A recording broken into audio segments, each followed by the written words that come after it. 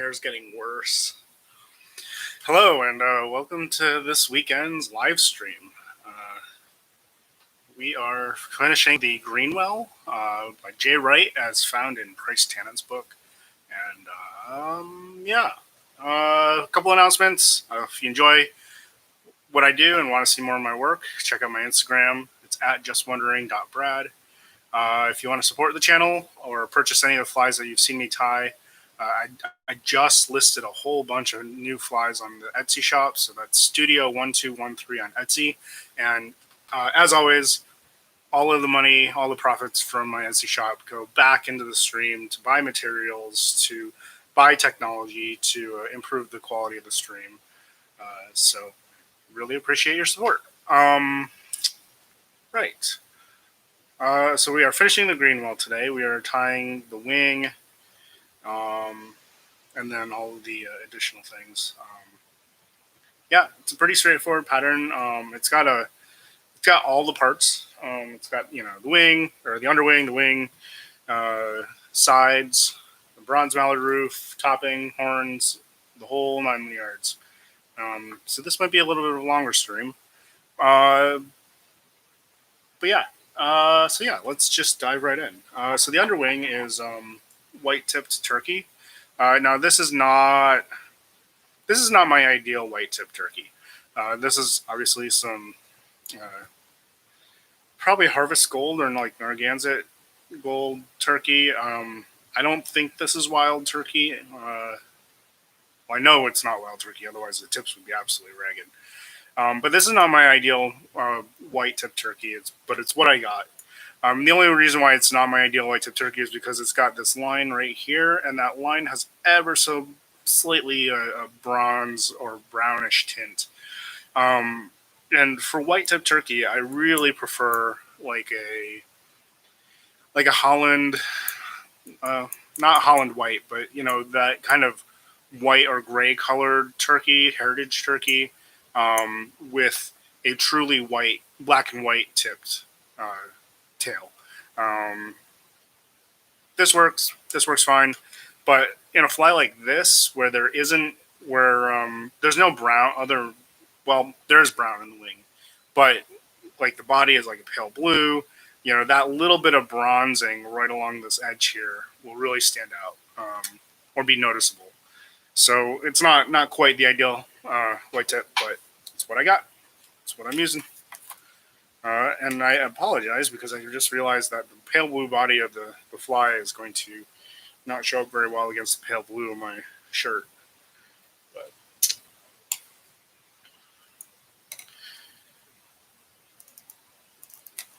oh well. So we want fairly thick chunks of white tip turkey for the underwing. So there we go. And corresponding to the other side.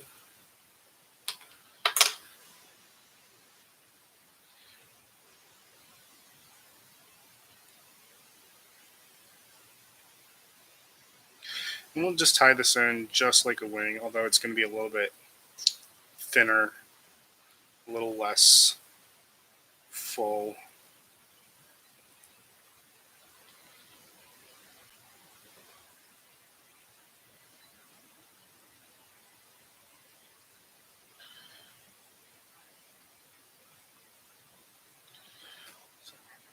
There we go.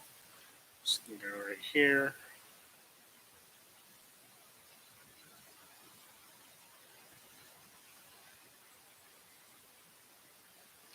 We're going to tie it in just like we were doing a regular wing, because it does have to compress. That it's really quite important that the underwing go on straight and even, because the underwing really sets the structural basis for the main wing. So it's pretty good. Get out my wax.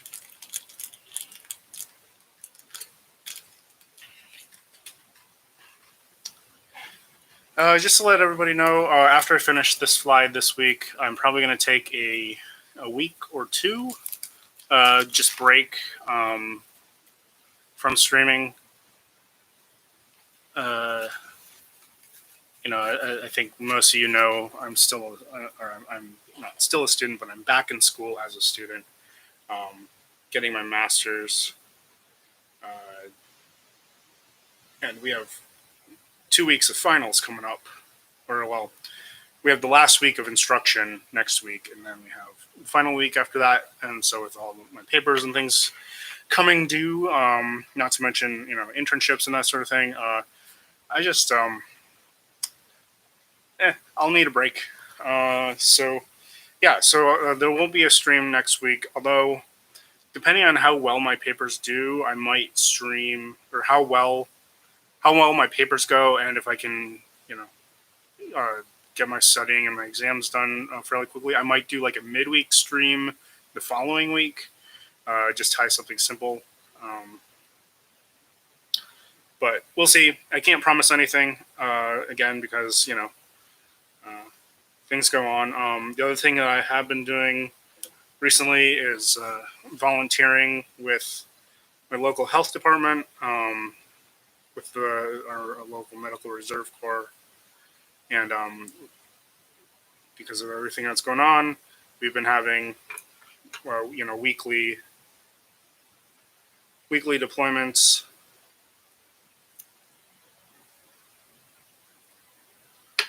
So can't guarantee that I will have time to do any kind of makeup stream, but if I can, I definitely will.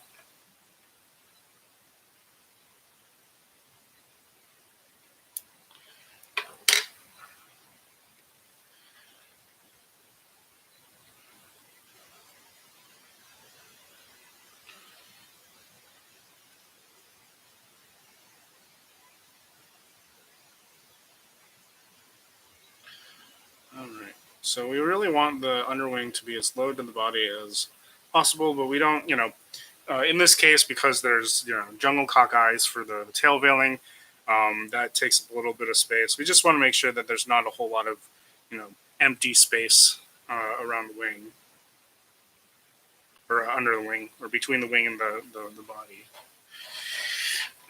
So now I need to build the main wing, and the challenge with this particular pattern is that the wing actually has, as one of its components, teal, and teal does not tie very large flies. So this is a 5/0 hook, and I would say teal probably doesn't tie a hook larger than 1/0, if that. So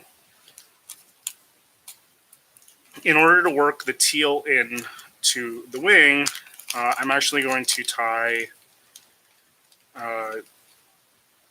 the teal as like sides for the underwing. I'm going to try that. I have in the past just tied the teal in as like short, as a short component of the main wing, but that is super challenging, mostly because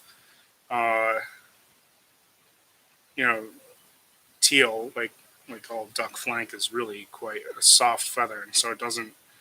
If you put it into a wing, it tends to not play well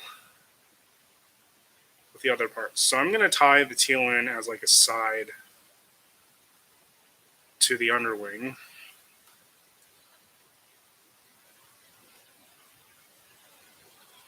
And just see how that goes.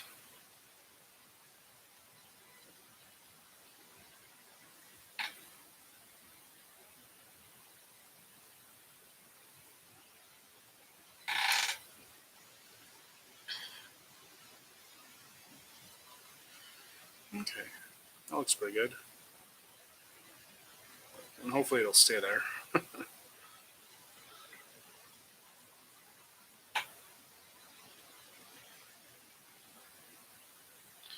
And hopefully it'll stay there and not get buried by the rest of the wing. Again, like if this were a smaller hook, so if this was like a 3/0 or a 1/0 hook, I would definitely first try to include it in the wing itself, but because it's such a large hook, I'm going to be tying with fairly long materials. It's probably just better to tie it in on its own.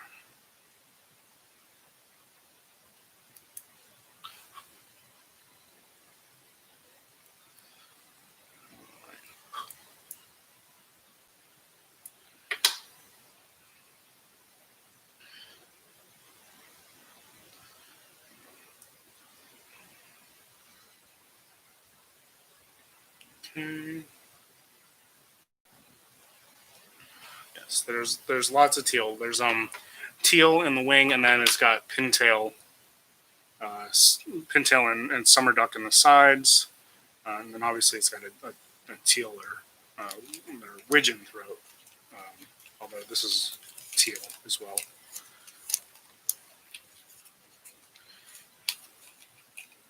All right, so the other parts of the wing are blue and yellow dyed swan, which of course will substitute with turkey. Bustard, florican, or speckled bustard, florican, and golden pheasant tail. So, not an overly complicated wing. Of course, we'll do our best to make it as complicated as possible.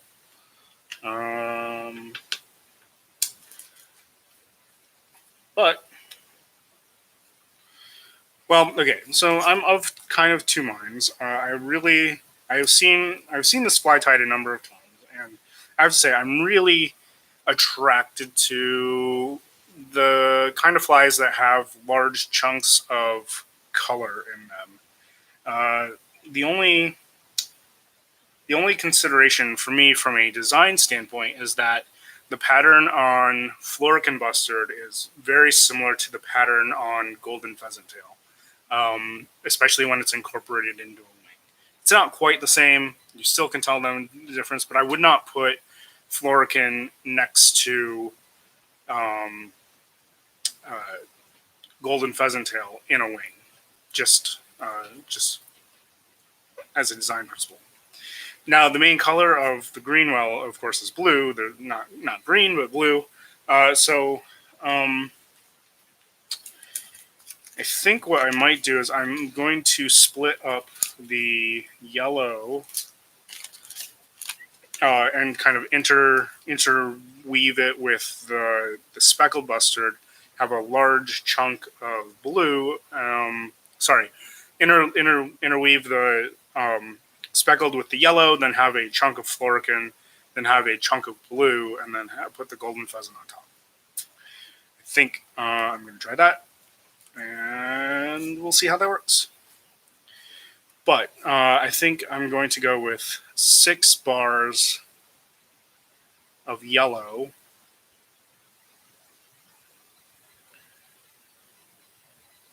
Six bars.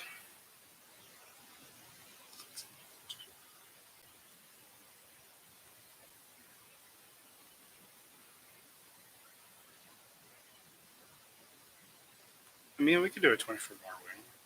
That actually might be a little bit skinny for a 5-aught hook. So yes, for sure 6.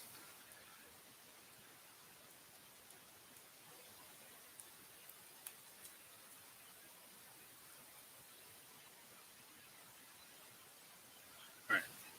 So 6 fibers of yellow, and what I'm going to do is I'm going to go 2, 2, 2, 2, 2, alternating with my speckled bustard or florican, or not florican, quarry bustard.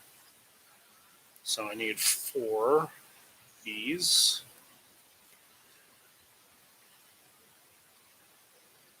Can't use that side.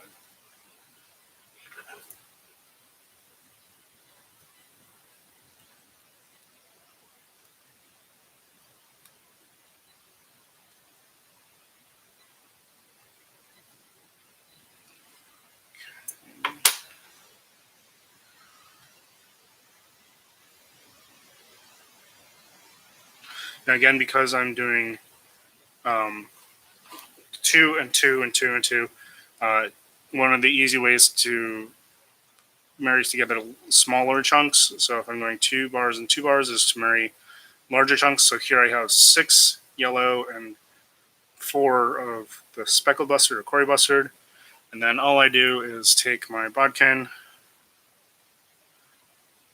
peel off Cory bustard that I don't need, peel off the yellow,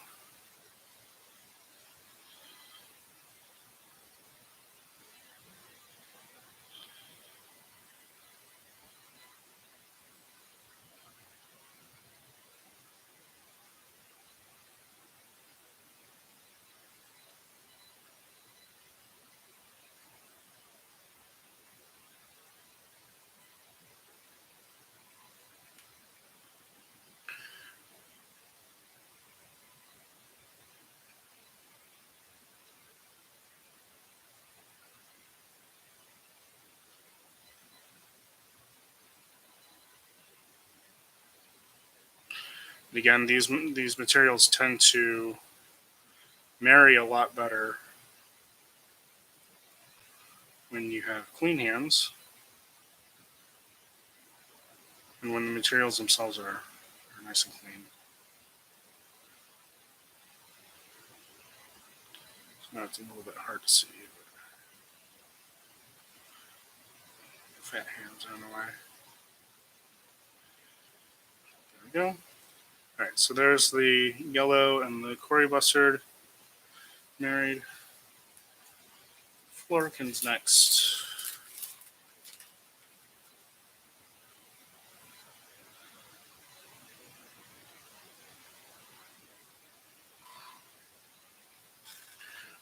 Let's go a full 4.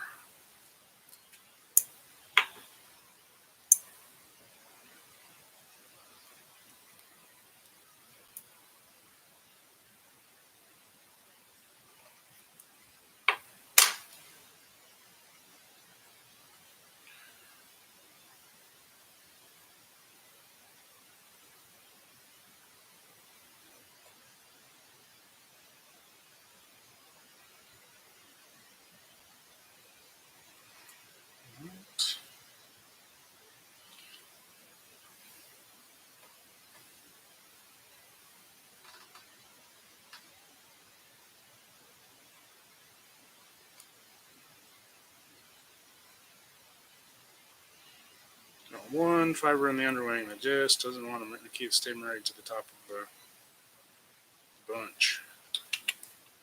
All right. Need 6 fibers of blue.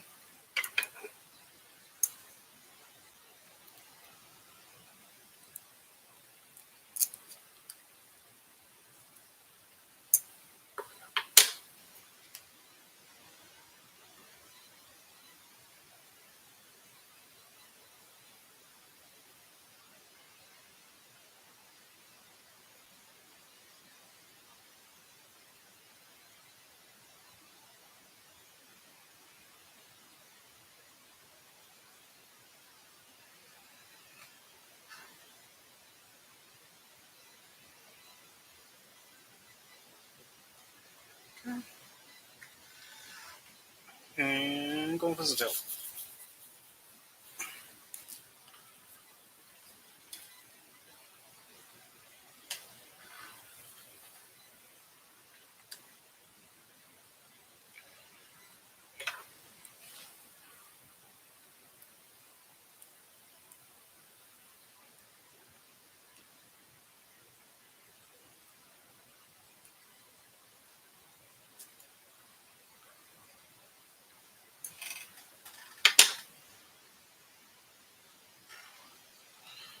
And I got 6 bars of that. Although I think, looking at this wing here,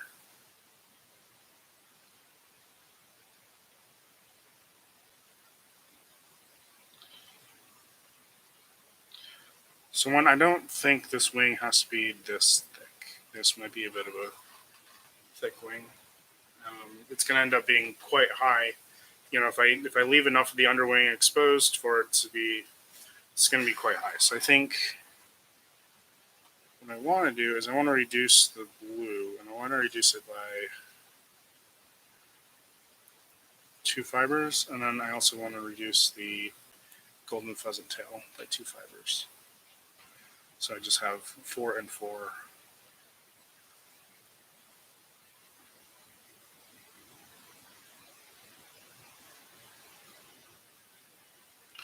I think this will be, one, a more manageable wing, and two, it's a little bit more balanced looking. Yeah, even though I have 6 yellow fibers in the wing, because yellow is such a bright color, it doesn't stand out, or it doesn't appear to be quite as thick. And especially when I've broken it up with the quarry bustard like this, it doesn't stand out quite as much. So that, I think, looks attractive.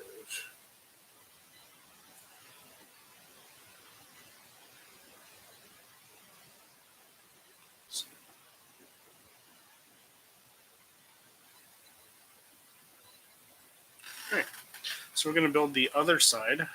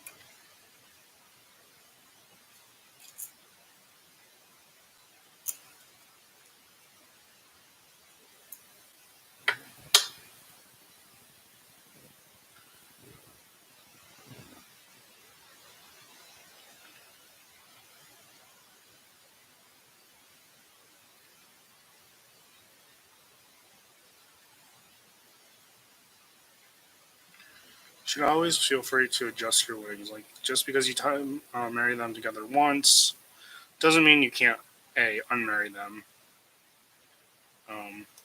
and adjust their proportions.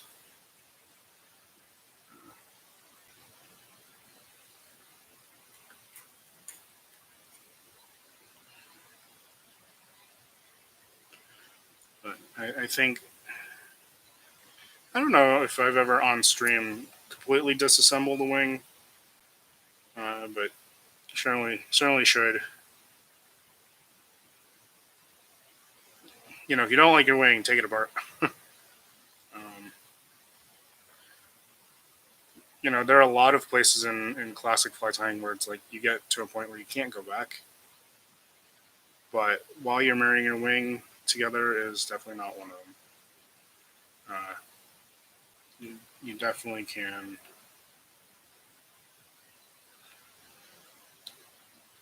There's a lot of reset points in the wing.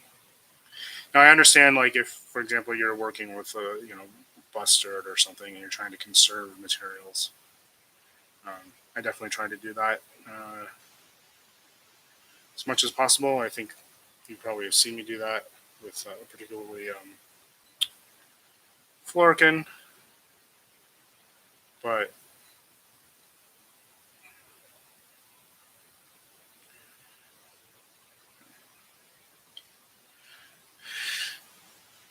yeah, even then you should not be afraid to at least rearrange your wing. You can always you marry it together, and if you don't like the way it looks, just take it apart, rearrange it, remarry it.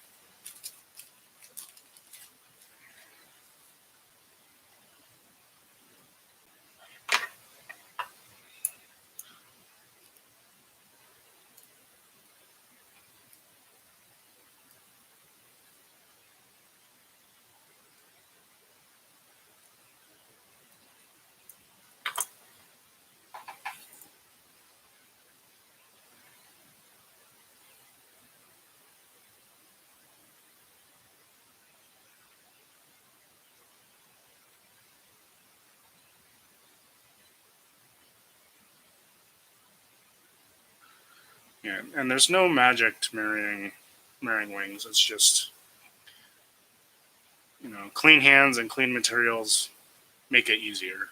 It's not the easiest thing to do in fly tying, but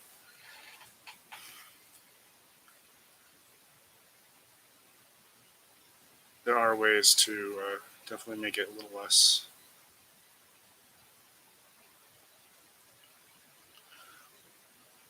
less of a chore.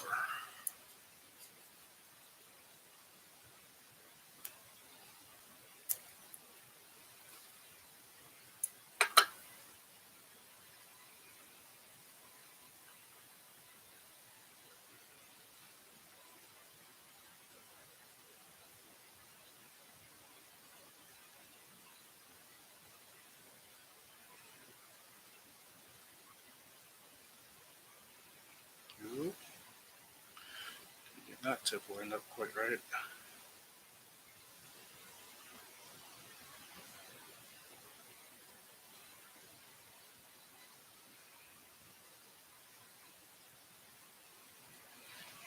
Okay.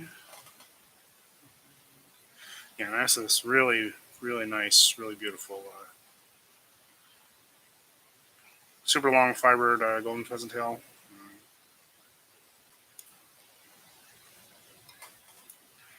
Really quite nice.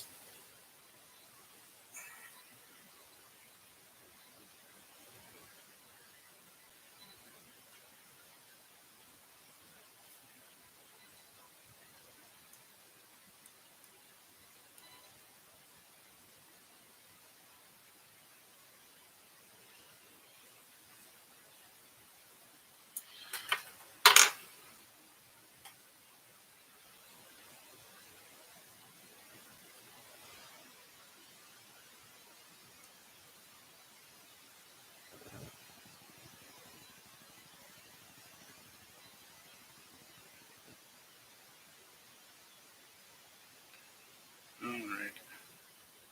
So there's the near wing, and then again, I'm just going to take these butt ends. I'm going to trim them up just a little bit so that they don't get all sorts of caught up. Although these aren't too bad. All these materials actually end up being fairly close in length. These a little less so. Just cleaning these up. Sometimes the extra long materials or the extra long butt ends can get tangled up with each other, tangled up in the gut eye of the hook.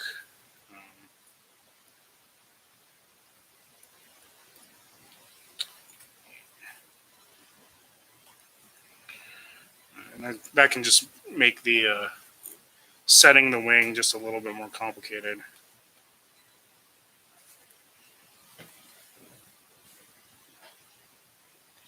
Alright, so I'm going to take these and I'm going to put them back to back.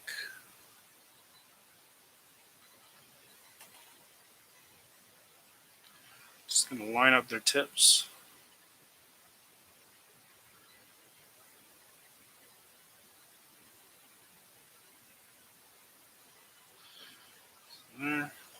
Pinching them from the top, you can see how underneath it kind of tents open, and that just makes it really easy to drop it right over that underwing.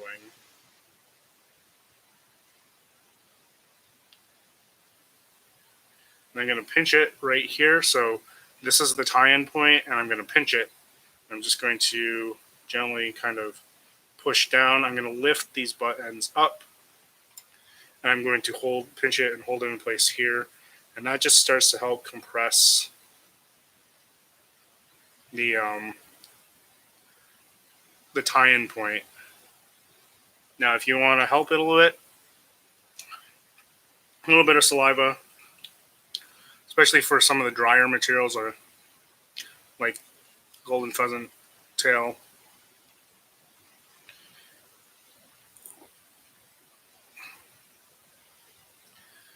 Then I'm just going to soft loop. So I pinch the soft loop in my hands so I can get my hands back in place, and then I'm just going to pinch and lift up the butts and compress that tie-in point. Then without pulling on the thread, I'm just letting that bobbin hang.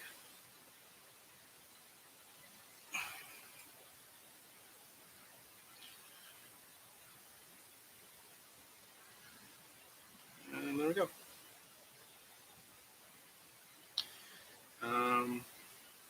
So that is not a bad set.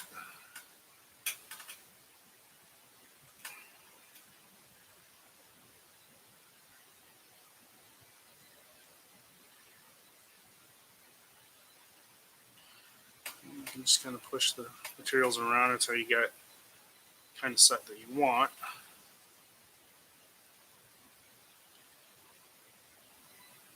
It is just, there's ever so slightly a bit of a twist in the underwing, but the rest of the wing is fine. And the tail's got a little bit of a twist in it too, so imperfect materials.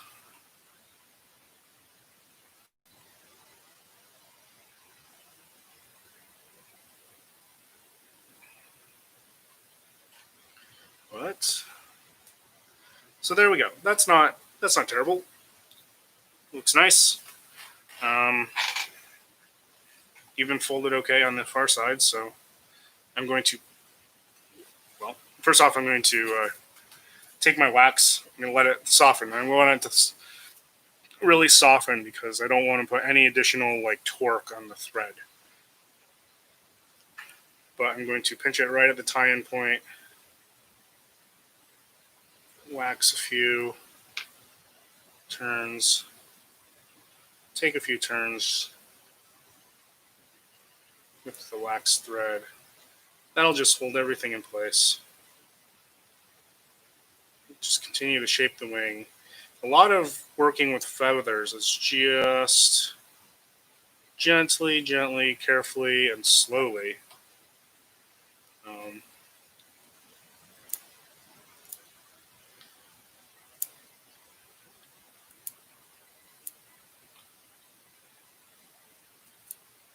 Getting everything into, the shape that you want it. And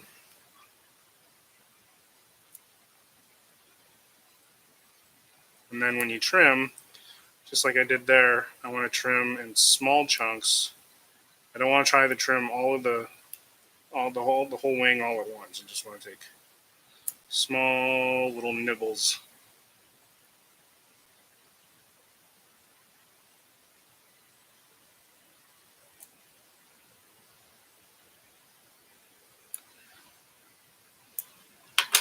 Okay.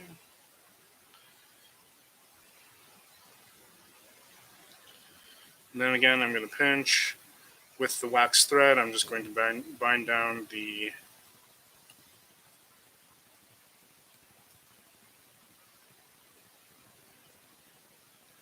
loose ends. And then again, just kind of preening these feathers until they sit just how I want them.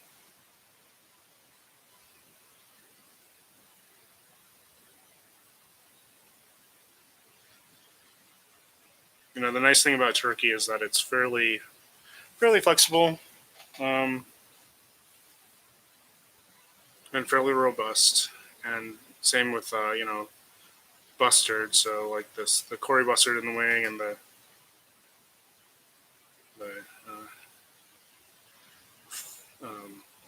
florican in the wing will help hold the wing together. The weak part in a lot of wings is the golden pheasant tail. And it's just because golden pheasant tail is not a very easy material to work with. All right, clean up my mess just a little bit.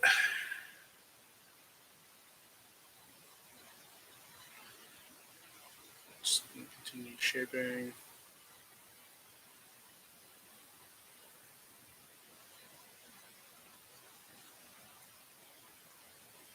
Okay. There we go. So that's the wing set. And again, the trick that I find is holding the wing in place, pinching the wing in place with this hand, and then using this hand to help compress this area. Because if you don't compress that area, it will fold weirdly. It won't fold evenly, I guess. All right. So next is sides. So we're going to do kind of our normal thing. We would tie, the sides and the cheeks in That might not be good. I don't think this is enough. We'll do sides and cheeks. And the cheeks are jungle cock. So we'll do sides and cheeks, and then reverse the thread. Do sides and cheeks on the other side. Then do the reverse the thread again. Do the roof, topping, horns. We'll be done. But first, I think I need to find some more wood duck. I don't know if this is going to be a long enough piece of wood duck. I'm less concerned about that side. I'm more concerned about this side. Yeah, okay. Let me go dig through my duck.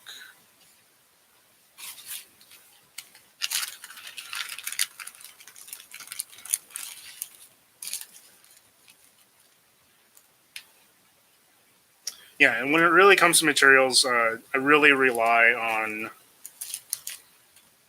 people who shop at the Etsy shop or buy things from me at shows.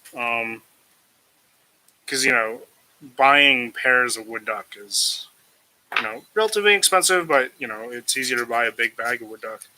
But being able to buy a whole bunch of pairs of wood duck is a real luxury. I'm really appreciative of all the people who purchase things from me so that I can buy wood duck. That's not something you hear very often, eh?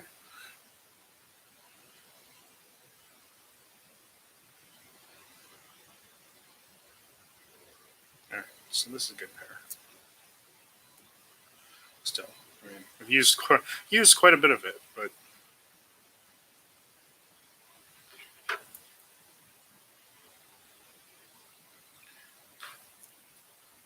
it doesn't have to be particularly thick strips. So this is a fairly thin strip. And it's just there.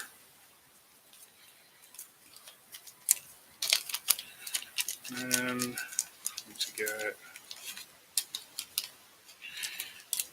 So ironically, I use teal for the throat, I use teal for the underwing, and then calls for pintail in the sides, but I'm actually going to use Widgeon, which is what you're supposed to use for the throat. But it's what I got.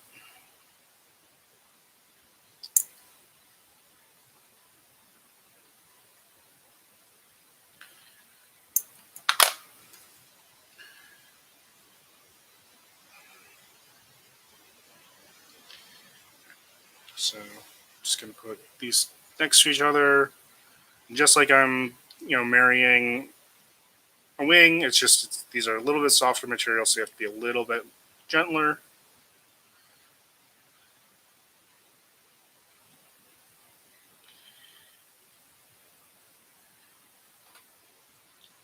And I want to carefully work on shaping them because I want them to follow the line of the wing, even if they don't quite follow the wing. And then when I'm tying it in, I'm tying the very far black tip to be kind of equal with the butt, more or less. Although I probably should tie it to the length of the black part of the underwing, but that was not quite even. So just gonna soft loop it. Perfect.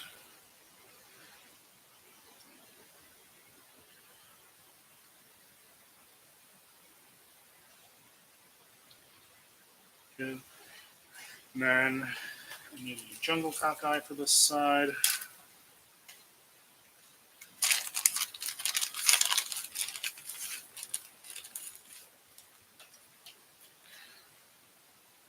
Does not need to be an over large one. Actually, I'm going to pick out a pair of jungle cockeyes just while I'm have the neck out.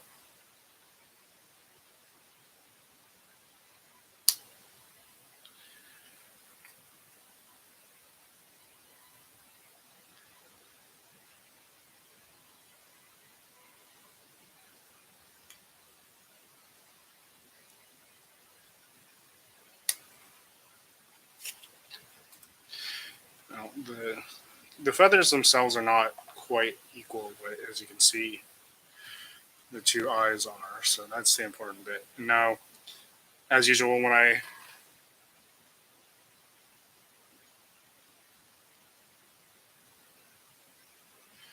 prep jungle cock eyes,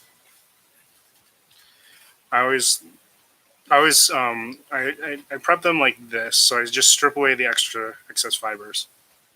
But what I do is I tie it in across these just the base here, a little bit above where I stripped it in, and that just keeps the jungle cock eye flat against the side of the wing and keeps it from rotating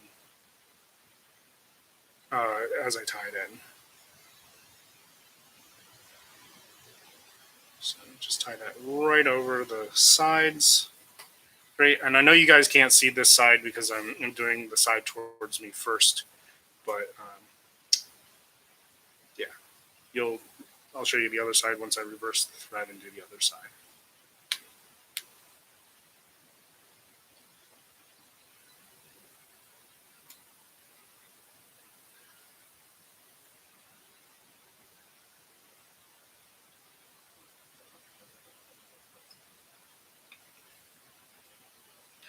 Okay, couple turns of wax thread just to hold everything in place so it doesn't go anywhere. Trim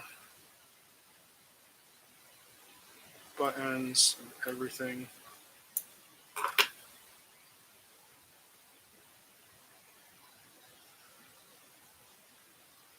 Waxing your thread is definitely your friend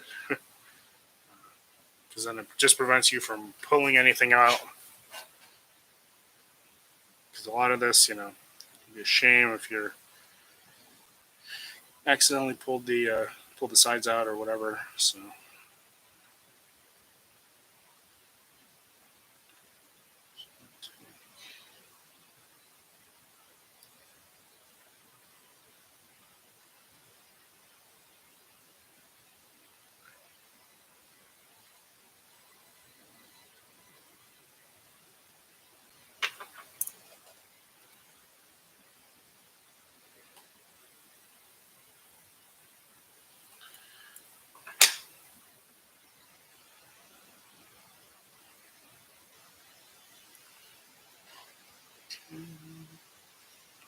And again, I'm just using relatively narrow strips of wood duck and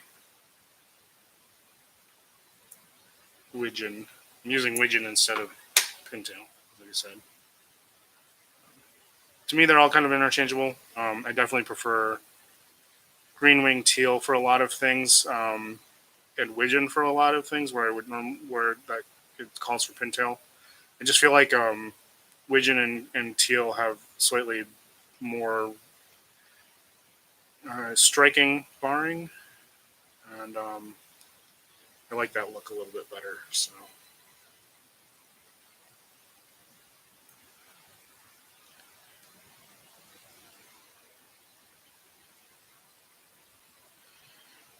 Soft loop.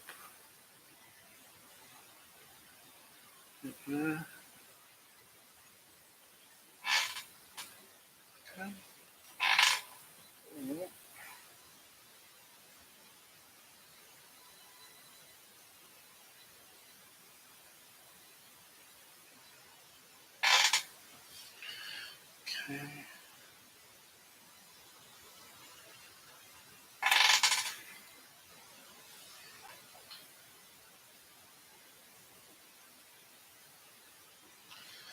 Now,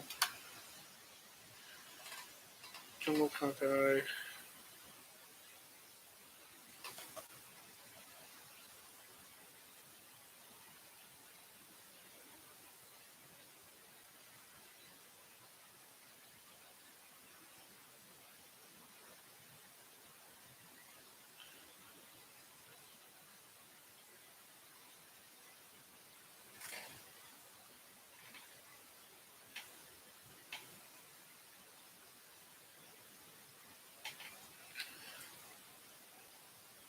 Again, got my thread reversed, so I'm wrapping towards myself, which is odd for me.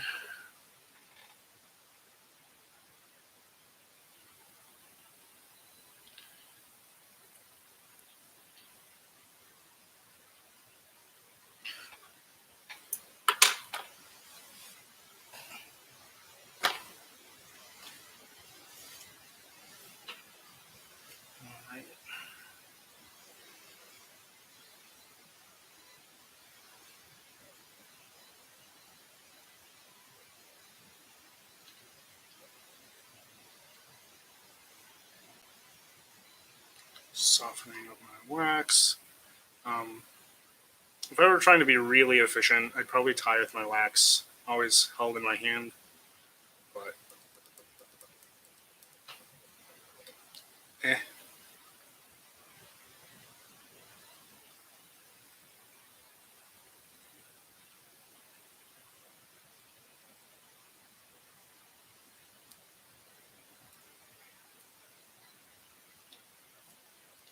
And to reverse my thread, all I'm doing is I'm tucking the thread in between the tip of the blind eye on the hook and the gut for the gut eye. That's a fairly common technique for reversing your thread on a blind eye. It's certainly easier to reverse your thread on blind eye hooks than it is on eyed hooks, because on an eyed hook you don't have that extra space that you have on a blind eye. So that is just one advantage if you're tying these kinds of flies on blind eye hook.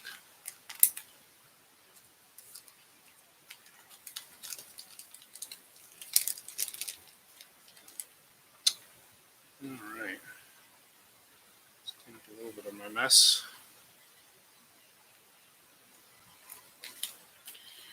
We're going to do the bronze mallard roof. We're going to do it using the tent method. One, because I think the tent method produces a better overall result when it works. It is more difficult to get it to work, in my opinion. But when it does work, I think the result is much better.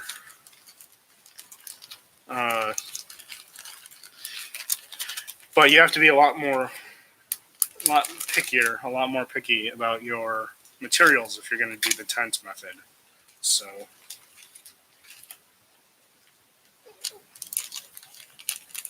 and of course, I have not pre-selected my gray mallard feathers that I'm going to use, because why would I do that?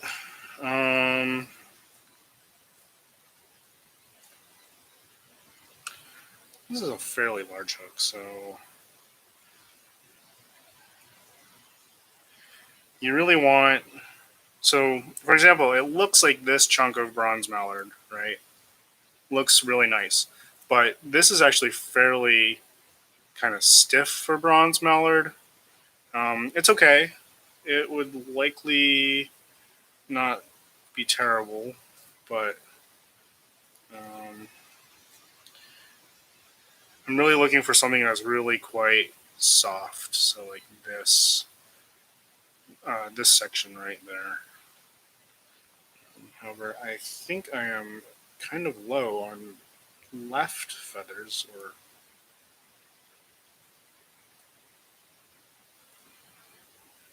this package is short on left feathers.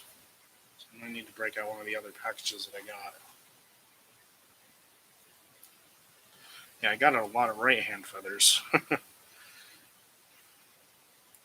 I've had like 3 packages of bronze mallard that have all just kind of gotten mixed up. So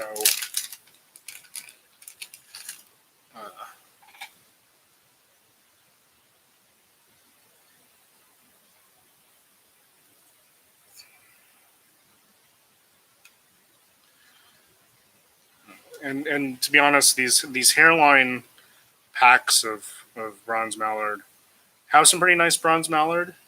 They can have some very nice bronze mallard, but you're not always guaranteed to get equal numbers of right and lefts. I mean, they say they give you equal numbers of rights and lefts, but my experience says otherwise. So I want the very softest fibers, because especially with a high wing like this, you want to get around the wing.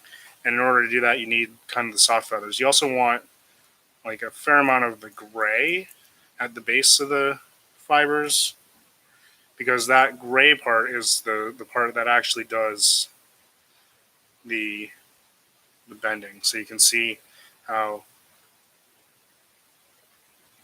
just with that piece there, you can see how you can get a much greater bend for the roof. All right, so that's one piece.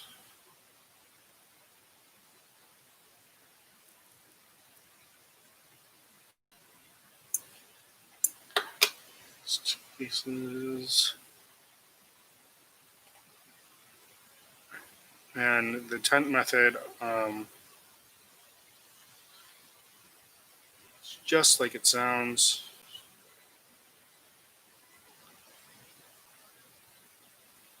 Something uneven here. I'm going to take just a few fibers off this one side. It's a little bit.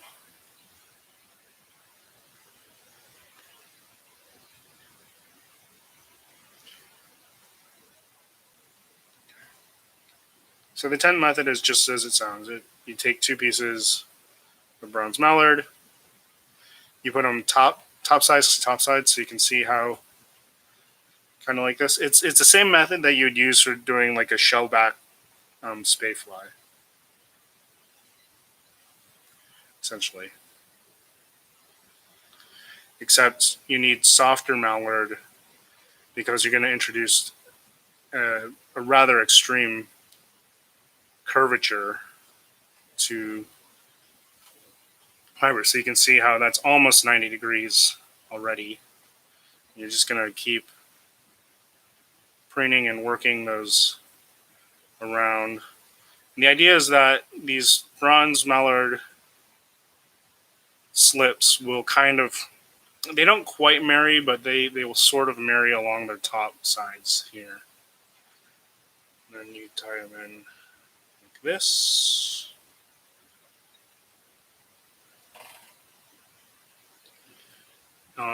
And it seems tempting to like have them come down around the sides, but you actually want them perched up on top of the hook.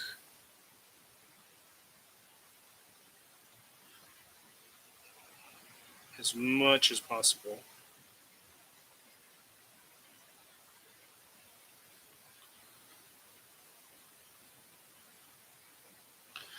Because that will help them stay up at the top the best.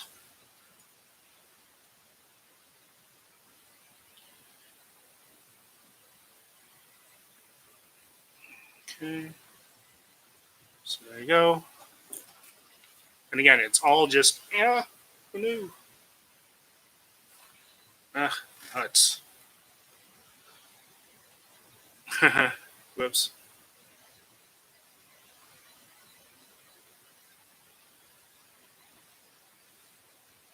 All right, well, I get to show you that again because I just messed that up. All right, so I put the slips top side to top side so you can kind of see the shell. Take them, you fold them over. Fold very well.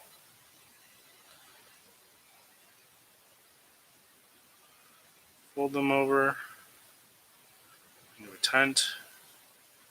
That's what they call it, the tent method. And you can kind of see there how it's like got that, that shell shape or tent shape. Right. And then you put it on. So I'm going to pinch as long as possible. Oop. Gosh darn it. Keep forgetting that one of these slips is just ever so slightly shorter in the length than the other. So I want this as long as possible.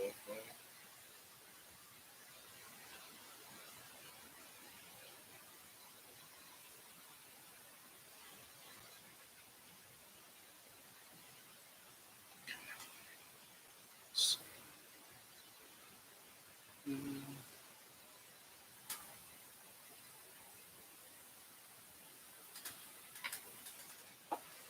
just going to use my bodkin to position it so it's not so.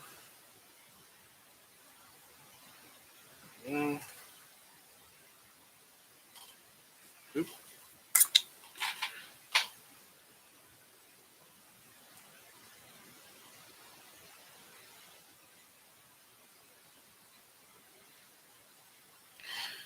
I know some people like to almost overlap them on top of the wing. You can do that on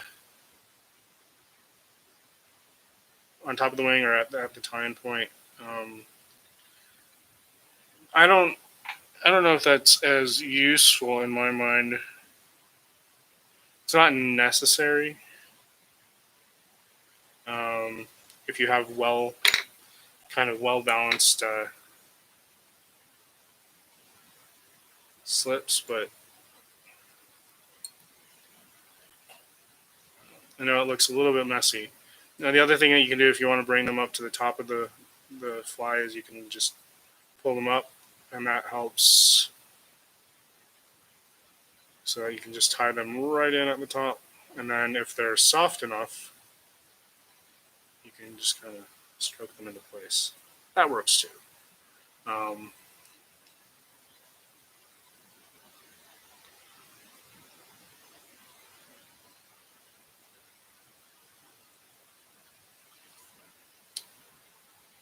So that's how you do the tent style bronze mallard. The thing about tying classic Atlantic salmon flies, it's a lot of futzing until you get it right. Because again, these are natural materials; they're not always going to do what you want them to,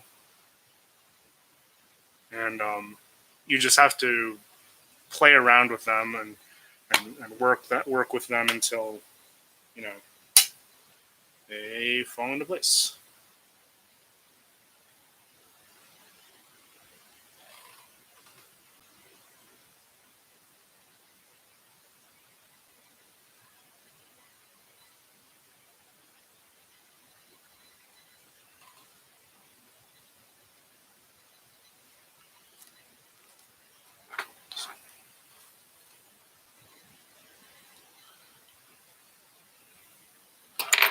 So it's just a topping.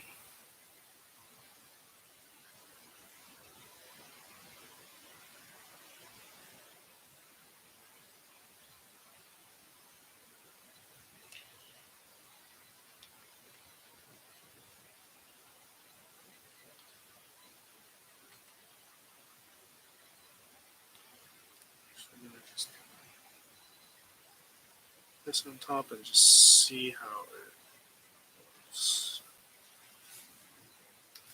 Yeah. Okay, pleased with that one. I've been getting really lucky with toppings because I think that's like the second or third one where I've just pulled out the first one and hey, it fits, it works. So I'm going to wax my thread. Use the wax thread to bind everything in place because I don't want any of this to shift now that I've got it set.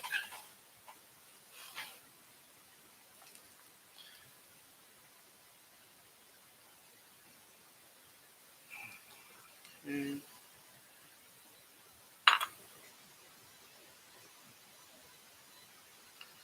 There we go. Now we've got that. I'm going to just trim everything here carefully.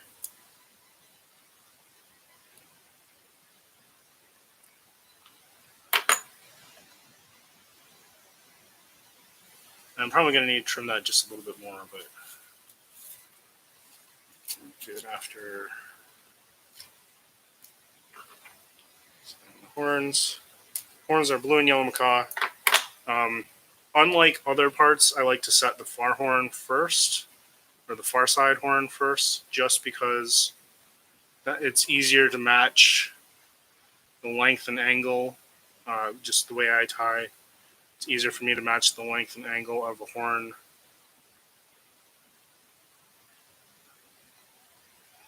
on the side that is closest to me.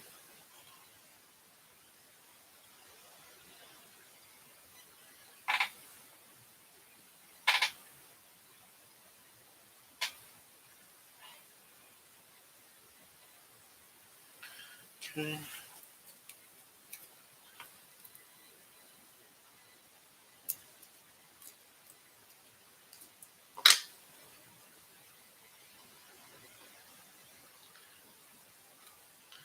That's not what it is.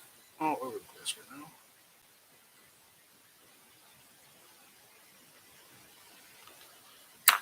Okay.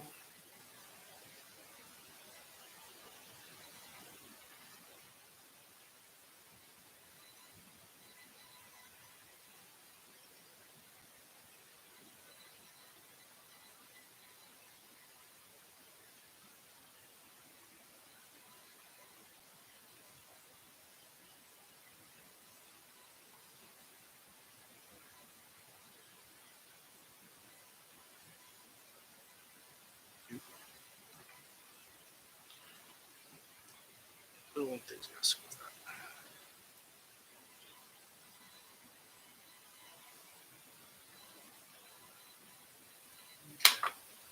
Again, gonna wax the heck out of my thread. Wax is like the super glue of the classic flies. They always used it. If you dissect or take apart any of the old flies, they are practically super glued together with wax. So don't be shy on using it. Obviously, I use it a lot.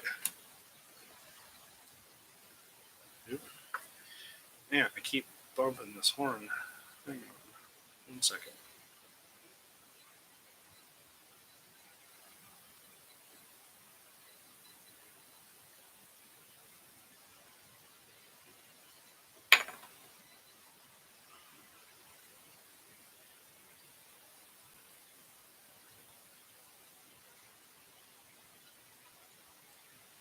Okay.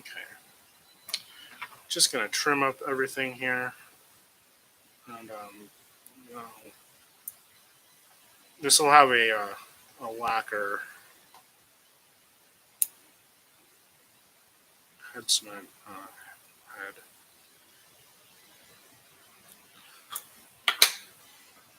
So find all the buttons I can down with wax thread.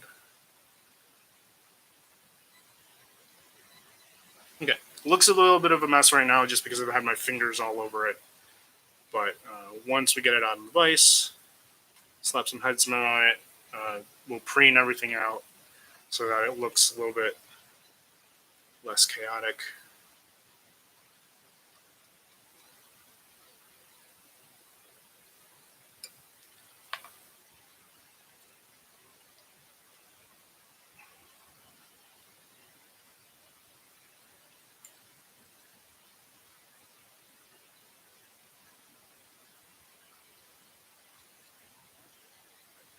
I'm just going to build up a little bit of a head so that it has a nice kind of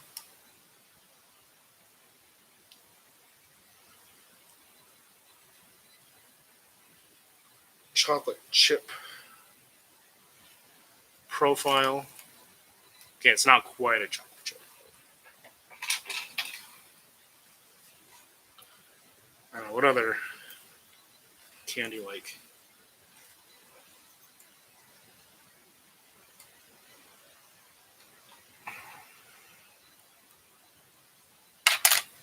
Okay.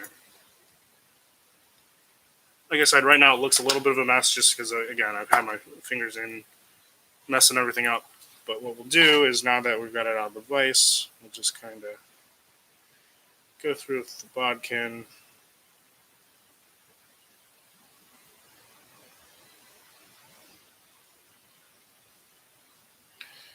For example, we have a little bit of a bronze mallard flyaway here.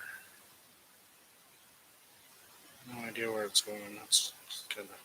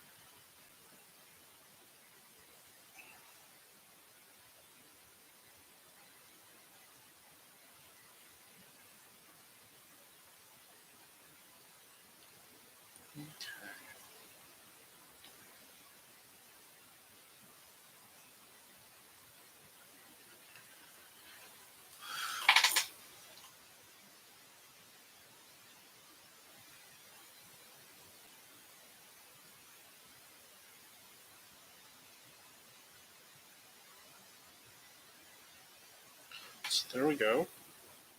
I think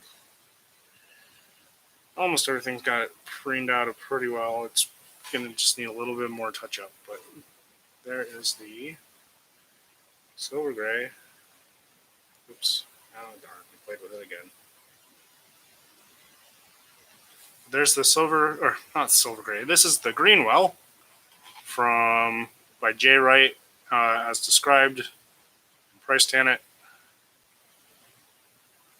And again, like I said, it's all just a little bit. Just got to preen it out just a little bit so everything falls into place.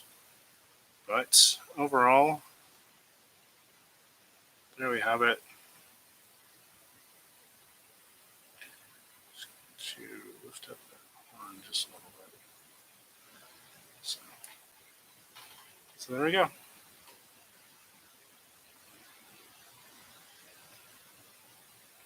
All right, like I said, if you want to see more of my work, check me out on Instagram at justwondering.brad. If you want to support the stream and help me out, or if you want to purchase flies that you've seen me tie on the stream, my Etsy shop is Studio1213, and all the money that I get from that, I'm really fortunate that I don't rely on that shop for my daily living expenses. But all of that money goes back into this hobby so that I can buy more materials, so that I can improve the technology for the stream, and really bring more of these flies to you guys. So if you want to help out, it's Studio1213 on Etsy. And this fly will go up on Etsy, probably not this week, but maybe next week. So thanks for hanging out. I hope you have a good rest of your weekend. Stay safe, stay healthy, and I'll see you next time.